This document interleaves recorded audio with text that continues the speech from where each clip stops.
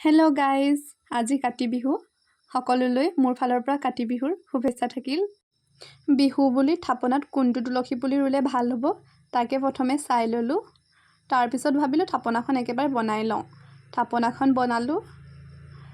প্ৰত্যেক বছৰ কাতি বিহুৰ দৰে এইবছৰো থাপনাৰ কাষত এটা কলপুলি ৰোৱা হ'ল। এয়া আমাৰ মায়ে চাকি জ্বলাবলৈ সাজু হৈছে আৰু তাৰপিছত এই চাকি জ্বলালেই। এয়া আছিল আমাৰ ধাননি পথাৰত চাকি জ্বলোৱাৰ দৃশ্য। তাৰপিছত এয়া তুলসী তলত চাকি জ্বলালে। চাকি জ্বলোৱাৰ পিছত আমি প্ৰসাদ খাব গ'লোঁ মানুহৰ ঘৰলৈ।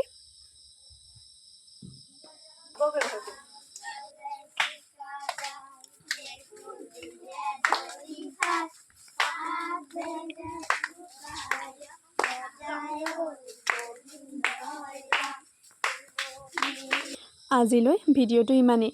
ধন্যবাদ।